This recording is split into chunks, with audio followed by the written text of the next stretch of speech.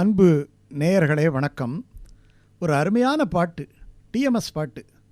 நான் விரும்பி கேட்கக்கூடிய பாடல்களிலே அந்த பாட்டு மிக அற்புதமான பாட்டு. கிட்டத்தட்ட ஒரு 65 வருடங்களுக்கு முன்னால் அந்த படமாக இருந்திருக்கும். இந்த பாட்டு நம்முடைய மனதை அப்படியே ஏதோ ஒரு உலகத்திலே கொண்டு போகும். சவுந்தரராஜனுடைய அந்த குரலினுடைய அந்த மாடுலேஷன், அழுத்தம், அதற்கு நிகரான ஒரு குரலை நிச்சயமாக சொல்லவே முடியாது. அது ஏதோ மனதை காந்தம் போல இழுக்கும். அந்த குரலுக்கு நிகரான ஒரு குரலே கிடையாது. இந்த பாட்டினுடைய பல்லவி ஒரு பெரிய எக்கோ மாதிரி மனதை அப்படியே வியாபிக்கும். எப்படி விஷ்ணு உலகத்தையெல்லாம் வியாபித்திருக்கிறாரோ அதே போல இந்த சவுந்தரராஜனுடைய அந்த குரலானது அப்படியே நம்முடைய மனதை ஆக்கிரமிப்பிக்கும். அந்த எடுப்பிலேயே அந்த பாட்டு ஒரு தொகையரா போல ஒரு விஷயத்தோடு ஆரம்பிக்கும். 100 முறை பிறந்தாலும் 100 முறை இறந்தாலும் உனை பிரிந்து வெகு தூரம் நான் ஒரு நாளும் போவதில்லை. உலகத்தின் கண்களிலே உருவங்கள் மறைந்தாலும் ஒன்றான உள்ளங்கள் ஒரு நாளும் மறைவதில்லை. இந்த பாட்டு எந்த படம் என்று தெரியாது. முதலிலே அப்போ எல்லாம் படம் பார்க்கறதுக்கான வாய்ப்பு ரொம்ப குறைவாகத்தான் இருக்கும். ஒரு 60-65 ஆண்டுகளுக்கு முன்னால் வானொலியிலே போடும் பொழுதே இந்த குரலை வைத்துக்கொண்டு டிஎம் சௌந்தரராஜன் இது எம்ஜிஆருக்காக பாடினாரா, சிவாஜிக்காக பாடினாரா, ஜெய்சங்கருக்கு பாடினாரா என்று நம்முடைய மனது யூகித்து கொண்டே இருக்கும். நான் ரொம்ப காலம் இந்த பாட்டு அநேகமாக ஜெய்சங்கருக்குத்தான் பாடியிருப்பார் என்று தான் நினைத்தேன். அப்புறம்தான் தெரிந்தது இந்த பாட்டு அசோகனுக்காக எழுதப்பட்ட பாட்டு. இந்த அசோகனும் மணிமாலாவும் நடித்த மாடர்ன் தியேட்டர்ஸ் படம்தான் இந்த வல்லவனுக்கு வல்லவன் என்கின்ற படம். இந்த வல்லவனுக்கு வல்லவன் படம் என்கிறது மாடர்ன் தியேட்டர்ஸ் தொடர்ச்சியாக சினிமா தயாரித்து கொண்டிருந்த போது எடுக்கப்பட்ட படங்களிலே அவர்களது 100வது படம் இது. அவர்கள் பெரும்பாலும் என்ன செய்வார்கள் என்றால் எல்லாம் ஆஸ்தானமாக வைத்திருப்பார்கள். நடிகர்களை கூட பெரும்பாலும் ஆஸ்தான நடிகர்களாக வைத்திருப்பார்கள். எழுதக்கூடியவர்களை எல்லாம் மாத சம்பளத்துக்கு வைத்திருப்பார்கள்.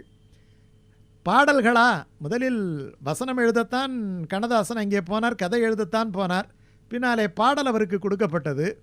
பாடல் அவர் மிகப்பெரிய ஜாம்பவனாக மாறிய பிறகு அவர் ஆஸ்தான ஒரு கவிஞராகவே மாறினார்.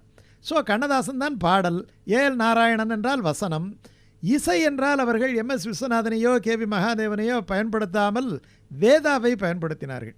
வேதாவை பொறுத்தவரையே அவர்களுக்கு ஒரு அமைப்பு இருக்கிறது. அவர்கள் மிகவும் அலட்டி கொண்டெல்லாம் மெட்டு போட மாட்டார்கள். பெரும்பாலும் அந்த கதையே வேறு ஒரு மொழியிலிருந்து எடுக்கப்பட்ட கதையாகத்தான் இருக்குது. இந்த வல்லவனுக்கு வல்லவன் படம் கூட இந்தியிலே எடுக்கப்பட்ட ஒரு படத்தினுடைய மறு ஆக்கம்தான். அதே போல் பாடல்களும் கூட மறு ஆக்கம் செய்து விடுவார்கள். அங்கே ஹிட்டான பாடல் அந்த இசைத்தட்டை கொடுத்து அதை அப்படியே தமிழுக்கு மாற்றுவார்கள். அப்படி மாற்றுவதற்கு கூட ஒரு சாமர்த்தியம் வேண்டும். அந்த சாமர்த்தியம் மிகுந்த இசையமைப்பாளர் யார் என்று சொன்னால் வேதா தான். வேதாவினுடைய பாடல்கள் அத்தனையும் மணிமணியாக காதுகளில் ஒலிப்பதற்கு காரணம் ஏற்கனவே காதுகளை நிறைத்த ஒரு இசையை அவர் நமக்கு தமிழ் வார்த்தையிலே அறிமுகப்படுத்தியிருக்கிறார். கண்ணதாசனுக்கு அந்த இசைத்தட்டை கொடுத்து விட்டு, ஏனென்றால் மெட்டமைத்து கொடுக்க வேண்டிய அவசியமே கிடையாது. இதுதான் இசைத்தட்டு, இதுதான் பல்லவி, இதுதான் சரணம் என்று சொல்லிவிட்டால் அவர் ஒரு பல்லவி 2 சரணம் எழுதி கொடுத்து விட்டு போய்விடுவார். ஆனால் அதிலே சித்து விளையாட்டு செய்திருப்பார் கவிஞர் கண்ணதாசன். அப்படி எழுதப்பட்ட இந்த பாடல் தான் மிக அற்புதமான பாடல். ஓர் 1000 பார்வையிலே உன் பார்வையை நான் அறிவேன். கண்ணதாசனும் பஞ்சு அருணாச்சலமும் இந்த படத்தினுடைய பாடல்களை எழுதியிருப்பார்கள். ஒரே ஒரு பாடல் பஞ்சு அருணாச்சலத்துக்கு கொடுத்திருப்பார். மிச்சமும் பஞ்சு அருணாச்சலம் எழுதியது தான். என்ன கவிஞர் சொல்ல சொல்ல பஞ்சு அருணாச்சலம் எழுதிய பாடல்கள். ஆனால் அந்த இசைக்கு என்ன அழக கச்சிதமாக வார்த்தையை கொடுத்திருப்பார். அந்த வார்த்தையிலேயே விளையாடியிருப்பார். இதே படத்தில் இன்னொரு பாட்டு கூட, ஒரு அருமையான பாட்டு உண்டு. ரொம்ப அருமையாக அந்த பாடல் இருக்கும். சுசிலாவும் சவுந்தரராஜனும் பாடுகின்ற ஒரு டூயட் பாட்டு. இதுவும் இந்தி படத்தினுடைய இந்தி பாடலினுடைய ஒரு மொழி மாற்றம்தான். மனம் என்னும் மேடை மேலே முகம் ஒன்று ஆடுது, குயில் ஒன்று பாடுது, யார் வந்தது அங்கே யார் வந்தது. அவ்வளவு இனிமையாக இருக்கும். ஆனால் சரணத்தில் பார்த்தீங்கன்னா அந்த இசைக்குள் வார்த்தையை அடக்க வேண்டும் என்றால் சொல்ல கவிஞருக்குத்தான் வார்த்தை கட்டுப்பட்டதாச்சே. தமிழ் காவிரி நீராடி இருவிழியில் காதல் மலர் சூடி வண்ண பூச்சரம் போலாடி உடலழகில் பொன்னுடன் விளையாடி என்று வார்த்தைகளிலே விளையாடியிருப்பார். அப்படிப்பட்ட கவிஞருக்கு இது லட்டு மாதிரி. ஓர் 1000 பார்வையிலே உன் பார்வையை நான் அறிவேன், உன் காலடி ஓசையிலே உன் காதலை நான் அறிவேன். என்ன அழகு பாருங்க.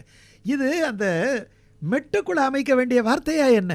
அதிலே என்ன ஜெகஜாலம் செய்திருக்கிறார். உன் காலடி ஓசையிலே, அந்த பெண்ணினுடைய காலடி ஓசையிலேயே உன் காதலை நான் அறிவேன், உன்னுடைய அன்பினை உன்னுடைய காதலை நான் அறிந்து கொள்வேன். எத்தனையோ பார்வை இருந்தாலும் எப்படி ஒரு கன்றுக்குட்டியானது தாய் பசுவை மிக எளிதாக அடையாளம் கண்டு அந்த தாய் பசுவோடு சென்று சேர்ந்து விடுமோ, அதே போல எத்தனை பார்வைகள் இருந்தாலும் உன்னுடைய பார்வை தனித்துவமான பார்வையாக இருக்குமே. என்ன அழகு பாருங்க. இந்த மானிட காதலெல்லாம் ஓர் மரணத்தில் மாறிவிடும். பின்னாடி கமலஹாசன் சொல்லுவார், இது மானுட காதல் அல்ல, இது காவிய காதல் அப்படின்னு சொல்வார் இல்லையா. இந்த மானிட காதலெல்லாம் ஒரு மரணத்தில் மாறிவிடும், அந்த மலர்களின் வாசமெல்லாம் ஒரு மாலைக்குள் வாடிவிடும், நம் காதலின் தீபம் மட்டும் எந்த நாளிலும் கூட வரும். மெட்டு. ஆனால் சந்தம் எப்படி விளையாடுது, தமிழ் எப்படி விளையாடுது பாருங்க.